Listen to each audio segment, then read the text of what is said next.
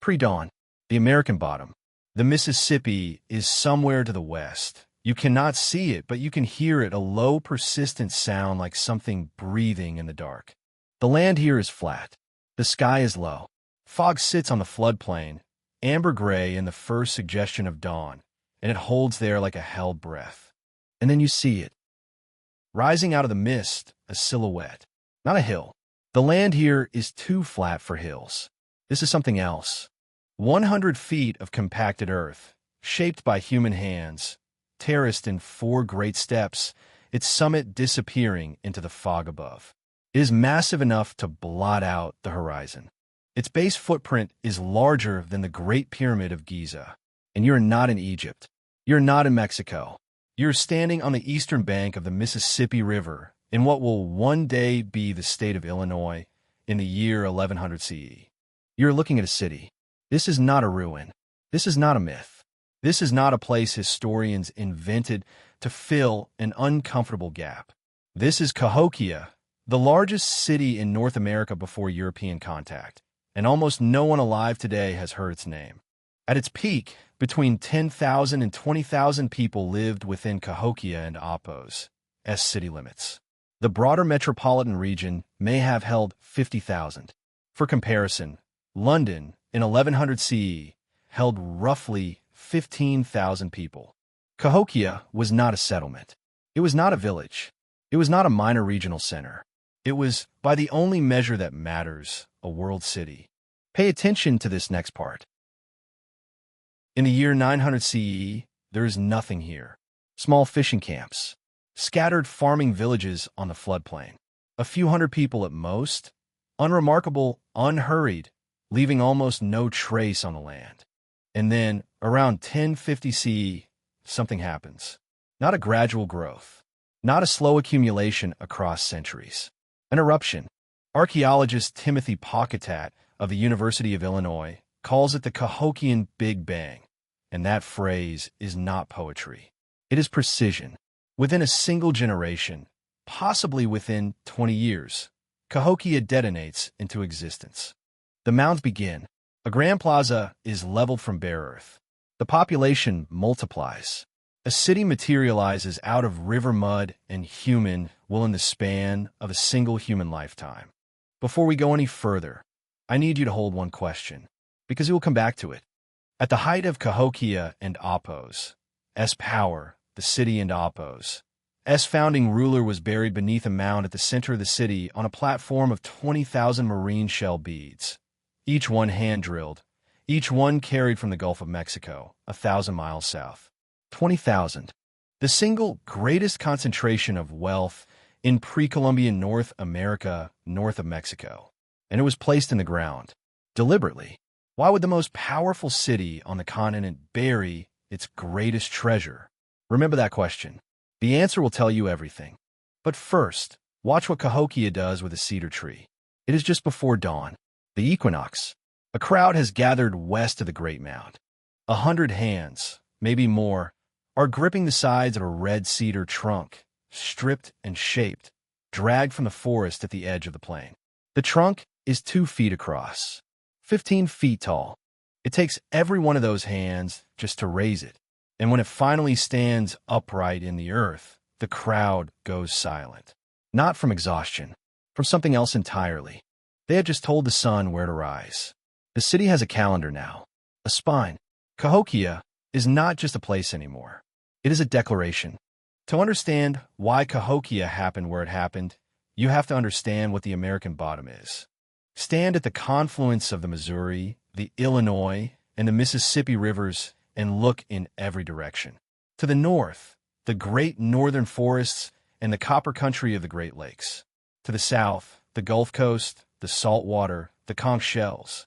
To the east, the Appalachian Highlands, the deer country, the chert deposits for making tools. To the west, the tall grass prairie, the bison, the open continent. Every natural trade route on this landmass passes within reach of this one patch of floodplain. The soil is so deep and so dark it almost does not look real. It floods every year, and when it drains, it leaves behind another layer of rich black silt. You can grow more corn per acre here than almost anywhere on the continent. This is not where Cahokia was built. This is what Cahokia was built from. Whoever first understood the geometry of this location, whoever looked at those converging rivers and saw not just food and water but power, connection, reach, that person started something they could not have fully imagined. Because Cahokia did not just occupy a great location. In time, it became the great location, the center of a trade network that stretched from the Rocky Mountains to the Atlantic coast. Shells from the Gulf of Mexico, copper from Lake Superior, mica from the Appalachians, flint from distant quarries, all of it flowing through Cahokia, all of it passing through hands that lived in the shadow of one enormous mound. Every great city of the ancient world built itself as an axis mundi, a Latin and cosmological term meaning the point where heaven, earth, and underworld converge, the place where the vertical and the horizontal meet, the center of everything. Rome was an axis mundi. Jerusalem was an axis mundi. Teotihuacan was an axis mundi. Cahokia and Apos, rulers looked at Monk's Mound and understood the same logic. The mound was not just an administrative platform. It was the center of the universe, not metaphorically, literally, as they understood it, and as they intended every single person who looked at it to understand it. Now let me tell you what it actually took to build it. Monk's Mound contains an estimated 55 million cubic feet of earth. There were no machines, no metal tools of any kind, no draft animals larger than a dog. Every cubic foot of that mound was moved in a woven basket, carried on a human back, and placed by a human hand. The soil was not simply piled, it was engineered. Different clay layers were chosen for specific structural purposes. A layer of silt for drainage, a layer of clay for load-bearing stability. Monk's Mound has stood for 1,000 years without significant structural failure. Modern geotechnical engineers who have studied it have noted, with something close to discomfort, that the people who designed it understood soil mechanics in ways that are not obvious without either long experience or extraordinary observation. On the summit, a building, the largest wooden structure in pre-Columbian North America, north of Mexico, estimated at 60 feet wide and 100 feet long, the size of a cathedral nave. What happened inside it? No one knows for certain. There is no written record. There never was. Cahokia left no alphabet, no inscriptions, no named kings, only the earth. Here's what most people miss when they look at Cahokia. The Grand Plaza, the 50-acre expanse of flat earth at the southern face of Monk's Mound, is not empty space. It is not a park. It was not cleared by cutting down trees and waiting for the ground to settle. It was built, scraped, filled, compressed. Over decades, workers excavated the natural ridges and hollows of the floodplain and filled them with selected material until the entire 50-acre surface was flat to within a few inches. This is engineering on a scale that required centralized planning, organized labor, and sustained political authority across generations. The Grand Plaza is not Cahokia and Apos as front yard. It is Cahokia and Apos as first and most powerful argument. The argument is, we have decided the world is ordered, and we are the ones who ordered it. Tens of thousands of people gathered in that plaza for festivals. The archaeological evidence for feasting at Cahokia is remarkable. Massive communal pits, the bones of thousands of deer, pottery from across the region. These were not casual gatherings. They were theater. They were political events in the deepest sense of the word.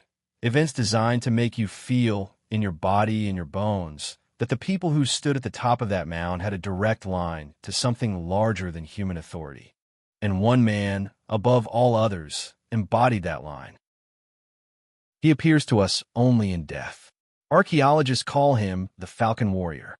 He was buried, sometime around 1050 CE, near the founding of the city, in a small ridge mound southwest of Monk's Mound. He was somewhere in his late 30s or early 40s, powerfully built with the kind of physical authority that a life of absolute power tends to produce.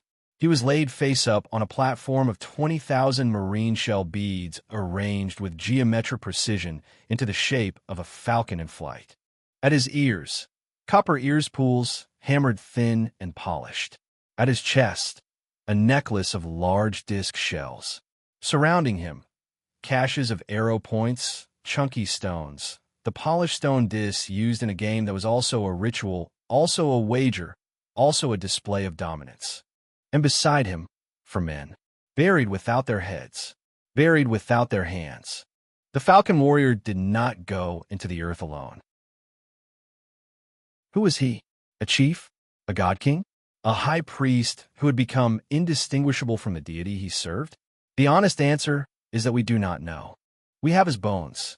We have the arrangement of his burial. We have the 20,000 shells and the 4 headless men. And we have the city that was apparently built, or at minimum, consecrated, in the moment of his burial. What we do not have is his name. Cahokia left us everything except the names. But here's what that burial tells you about power in this city. The man at the center of the universe was not just a political leader. He was a cosmological one. His authority was not enforced by armies alone. It was enforced by the belief that he stood at the hinge between the human world and the world above and below it. And to maintain that belief, a city will do remarkable things. It will build walls. Around 1100 CE, Cahokia constructs a wooden palisade, 2 miles of upright logs, 15 feet tall, with observation bastions every 70 feet. The terminus, the word the Romans used for a sacred boundary, a line that separates what is ordered from what is not. The palisade divides the city in two. Inside, the mounds, the ceremonial precinct, the summit building, the people with the copper ears pools. Outside, everyone else. The corn farmers, the potters, the fishermen, the people who move the earth in baskets. A city that walls off its center from its edges has made a decision about who belongs to the universe and who merely lives in it. The palisade will be torn down and rebuilt and torn down again, 3 times across Cahokia and Apos as history. Each reconstruction is taller than the last.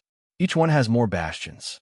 Each one is more clearly a wall built not to keep outsiders out, but to keep something inside from getting out. That is not the architecture of confidence. That is the architecture of a city that has begun to fear itself. Let me tell you what we have established so far. A city materializes out of nothing in the span of a single generation. It moves 55 million cubic feet of earth without a wheel, without a metal tool, without a draft animal. It builds the largest structure north of Mexico. It constructs a solar calendar from cedar trees. It engineers 50 acres of flat ground from a floodplain. It connects every major trade route on the continent. It holds, at its peak, more people than the city of London. And then it builds a wall around its own center. That last detail is the one that stays with me, because the wall is not protection against outsiders.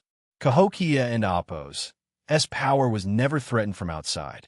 The wall was built to separate the people at the top of the mound from the people who built it. The universe has a center, and most of you are not it. This is a pattern. It is not a Cahokian pattern. It is a human one. And if that pattern bothers you, if you want to understand how it ends and what it cost, and why a city that aligned itself with the sun eventually walked away and never came back, then subscribe and stay. Because what comes next is the part of Cahokia and Apos' story that no one tells. The part where the bargain breaks. The part where a civilization that believed it could hold the sky in place discovers that the sky does not negotiate. We're not done. To build Monk's Mound, Cahokia needed trees. Not just lumber, trees in volumes that are difficult to comprehend from this distance. The palisade wall alone required approximately 20,000 logs for each construction phase. It was built 3 times. The wood hinge circles, 4 successive iterations of massive red cedar posts, required additional thousands. The wattle and daub houses of 10,000 to 20,000 residents, the fuel for their fires, the wood for their dugout canoes, the scaffolding for the mound construction itself. When archaeologists model the total timber consumption of Cahokia across its 200-year lifespan, they arrive at a figure of approximately 55 million logs removed from the surrounding landscape. The forest around Cahokia was not thinned. It was gone. What does a landscape look like when you remove every tree within a day into Apo's S-walk of a city?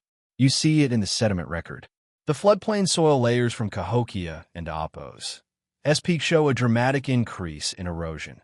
Bare hillsides shedding topsoil into the river after every rain, the Mississippi running brown with silt that had once been held in place by root systems. Cahokia was consuming the thing that had made it possible. The great black soil of the American bottom. The soil so rich it barely looked real, the soil that fed 50,000 people, was slowly becoming the river. Slowly, and then faster. But in 1100 CE, none of this is visible yet. The mounds are rising. The plaza is full. The trade goods are arriving. And on a small ridge southwest of Monk's Mound, the earth is being closed over something that will not be seen again for nearly 900 years. In the 1970s, an archaeologist named Melvin Fowler begins excavating that ridge. Fowler, lean and sun-worn, the kind of man who has spent enough time on his knees in the dirt that he no longer trusts anything he cannot touch, has been working at Cahokia for years. He knows the site. He thinks he knows what to expect. He is wrong. The first thing Fowler finds is a mass grave. Then another. Then another. Over 250 individuals, buried in layers, across what appears to be multiple episodes spanning years or decades. Many of them are young women. Many of the skeletons show trauma, injuries consistent with being killed at the graveside, or in some cases, with being buried before death. Fowler documents each one. He does not rush.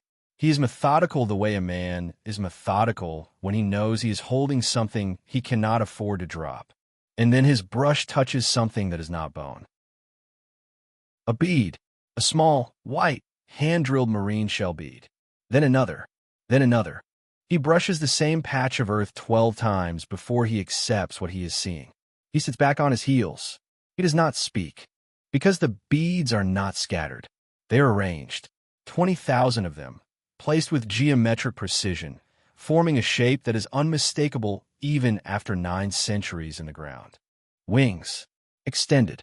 A bird in flight. A falcon. And on the falcon, a man. Somewhere in his late 30s or early 40s, powerfully built, laid face up in the precise posture of the bird beneath him. Copper ears pools at his ears. A necklace of large disc-shaped marine shell beads at his chest. His face, after 900 years, is gone, of course. But the arrangement of his burial is so deliberate, so composed, so clearly the work of people who knew exactly what they were doing, that the absence of his face feels like a decision. As if Cahokia is telling you, you do not need to see his face. You need to see what surrounds him. For men, buried at the edges of the chamber, without their heads, without their hands, Fowler and Apo's findings take years to be accepted by the broader archaeological community. Not because the evidence is weak, the evidence is extraordinary, but because what it implies about Cahokia is difficult. A city this sophisticated, this organized, this clearly capable of remarkable collective achievement, also buried young women in mass graves to consecrate a ruler and Apo's tomb. Also sent 4 men into the earth without their heads. This is not a contradiction. This is what concentrated power looks like when it has no external check. It looks like Monk's Mound, and it looks like Mound 72. Both of those things, at the same time. Here is what is remarkable about that. I use that word with full intention. This is not a Cahokian pattern. Every civilization that has ever called itself the center of the universe has a Mound 72. The pharaohs of Egypt buried servants with their kings. The emperors of ancient China went into their tombs surrounded by terracotta soldiers, and, in earlier dynasties, real ones. The Aztec calendar stone and the mass sacrifices at Templo Mayor are the same logic, scaled differently. The logic is, the man at the center of the universe is so important that the universe must be rearranged around his death. And the universe, in this context, means people. Cahokia was not uniquely brutal. It was entirely human. And it was beginning, around 1150 CE, to pay for what it had built. The Mississippi rose. Sediment cores drilled from the American bottom floodplain show it clearly, a series of catastrophic flood events beginning in the mid-12th century. Not one flood, a pattern of them, each one depositing a layer of silt over the cornfields, each one taking months to drain. The fields that had fed 50,000 people went underwater. The granaries, the city and Oppos, margin against a bad season, began to empty and not refill. Archaeologist Warren King Moorhead, who worked the Cahokia site in the early 1900s in a desperate race against farmers plowing the mounds into topsoil, would later write that the site felt to him like a place that had been interrupted mid-sentence. He was not wrong. Cahokia in 1150 CE is a city mid-sentence. The mounds are still there. The palisade is still standing. The trade routes are still open. But the bones are changing. In burials from the later period of Cahokia and Oppos, occupation, skeletal trauma increases. Violence injuries, cranial fractures, evidence that the social fabric, the collective belief that the man on the mound had a line to the sky, is fraying. A city held together by cosmological authority is only as strong as its people and Oppos' faith in that cosmology. And faith is the first thing to go when the harvest fails. The palisade goes up for the third and final time, higher than before, more bastions, and in the skeletal record, a new pattern appears: hoarding, individual households storing food separately, rather than contributing to communal granaries. Not a dramatic decision, a quiet one, the kind of quiet decision that, multiplied across 10,000 households, becomes the end of a civilization. If you want to understand what happens next, and why the end of Cahokia is not a battle, not a fire, not a conquest, but something far stranger and far harder to explain, stay with me for the final 10 minutes. Because the hardest thing to account for is not why Cahokia fell. It is why, when it fell, no one ever came back. By 1350 CE, Cahokia is empty. Not destroyed, not burned, not conquered. The houses are still standing. The mounds are still there, all of them, including Monk's Mound at its full 100 feet. The palisade is rotting but upright. The Grand Plaza is overgrown but level. No army came through the city. No fire swept it. There is no ash layer in the archaeological record. No mass grave from a final battle. No evidence of a siege or a sack or a plague that killed everyone in place. The people left. They packed what they could carry. They walked to the river, or into the forest, or north toward the prairie. And they did not come back. Not the next season. Not the next generation. Not ever. Cahokia, the center of the universe, the city that told the sun where to rise, the place that held 50,000 people in its orbit, was abandoned so completely that within 200 years, there was not a living person on the continent who remembered what had been called. This is the hardest thing in this entire story to explain. Historians are comfortable with cities that burn. We know how to tell the story of a city that falls to an enemy, that gets swallowed by a volcano, that drowns in a flood. We have a shape for those endings. But a city that simply empties, that is a different kind of ending. That requires a different kind of explanation. Here is the one that stays with me. Cahokia was not held together by walls or armies. It was held together by belief. The belief that the man on the mound had a direct line to the forces that govern the world.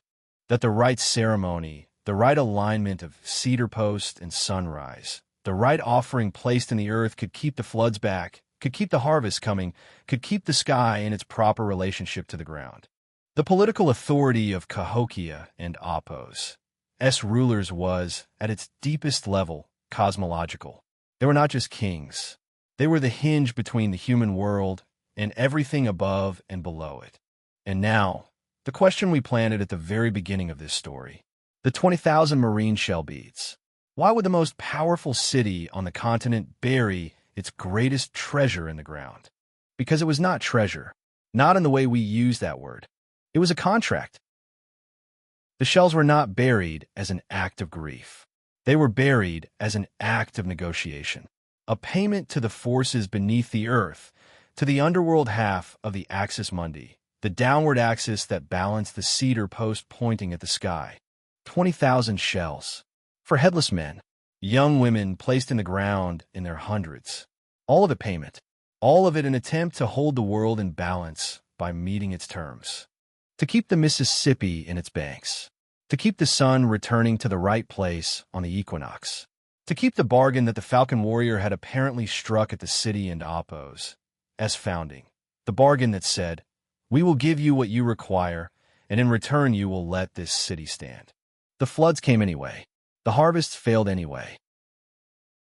The cedar posts rotted in the ground, one by one, tilting from vertical, the bark slipping away, the heartwood going gray and soft and giving itself back to the earth. And when you go to Cahokia today and stand where the wood hinge once was, there's one post still marked. A reconstruction, a cedar pole set in concrete where archaeologists believe the original stood, is not the original, but it stands in the same ground. And if you look at it at the right angle, at the right time of year, it still almost aligns with the peak of Monk's Mound behind it. Almost. The sun has shifted slightly in 900 years, or the mound has settled, or both. The alignment that the city built itself around is gone. The bargain broke, and a city that loses faith in its own cosmology does not fall dramatically. It does not burn. It does not fight. It simply becomes a place where people no longer believe they have a reason to stay. And one morning, over years across seasons, the last person in the last house picks up what she can carry, walks to the river, and does not look back.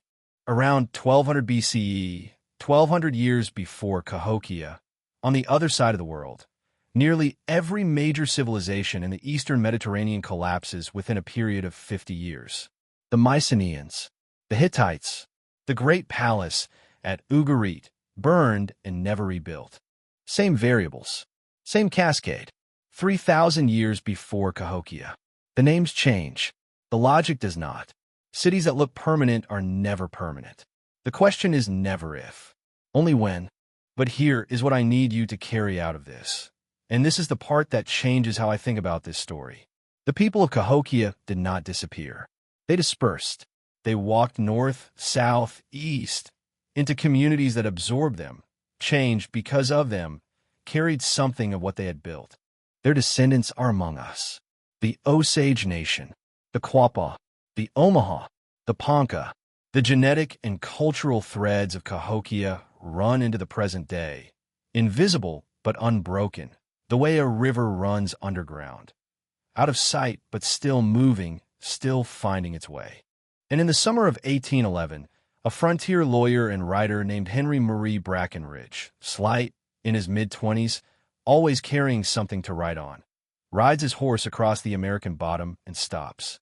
He is looking at something he has no frame for, something that should not, by any account he has been given of this continent, be here. He dismounts. He walks to the base of Monk's Mound. He looks up at 100 feet of compacted earth, rising above him, and he does something no American writer had done before him. He takes out his pen and he writes it down. Every mound, every dimension he can estimate.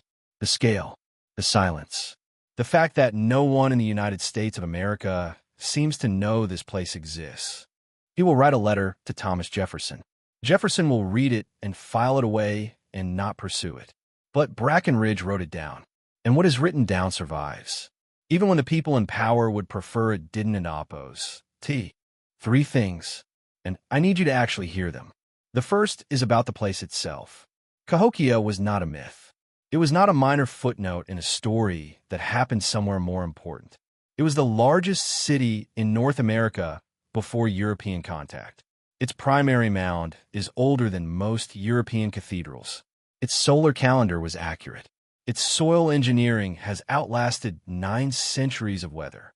Its trade network stretched from the Rocky Mountains to the Atlantic coast. The people who built it were not primitive. They were not mysterious. They were architects and astronomers and political theorists and farmers and artists and, yes, rulers who did terrible things in the name of maintaining their authority, which makes them, more than anything else, entirely recognizable. Cahokia existed, fully, completely, on a scale that should permanently change how you think about this continent and about who was here before anyone arrived to claim it was empty. The second is about the forgetting. When Henry Brackenridge described Cahokia and Apos mounds to Thomas Jefferson in 1813, Jefferson did not act on the information. When American settlers began arriving in the Illinois Territory, they looked at those mounds and decided, collectively, stubbornly, conveniently, that indigenous people could not have built them. Someone else must have done it. A lost white race, Welsh explorers, a Hebrew tribe, a vanished civilization that was definitely not the people already living there. This became known as the mound builder's myth, and it served a precise function. If the mounds were built by someone long gone, then the land was unencumbered. The myth was not ignorance. It was a decision. History is not lost by accident. It is edited on purpose. We are all reading the edited version. The third thing is the one I want to leave with you. 300 yards from Monk's Mound, from the largest pre-Columbian earthwork north of Mexico, from a UNESCO World Heritage Site, from 100 feet of earth moved by hand across 200 years, there is a Walmart. Interstate 255 cuts through the southern boundary of the archaeological site. Several mounds were plowed flat in the 1800s to grow soybeans. One was removed entirely to build a highway on-ramp. We did not lose Cahokia. We built a parking lot on top of it and called it Progress. So here's the question I want you to sit with. Which moment do you think sealed Cahokia and Apos' fate? The floods, the deforestation, the broken cosmology, or the parking lot? Tell me in the comments. I read every one. The mounds are still there. That is the part that gets me every time I come back to this story. Monk's Mound is still standing at 100 feet. The Grand Plaza is still level beneath its grass. The earth that 50,000 people moved in baskets on their backs with their hands is still there. Right now, today, in the middle of Illinois, in the shadow of an interstate, next to a big box store, still standing. Cahokia is not asking to be mourned. It is asking to be known. It has been asking for 700 years.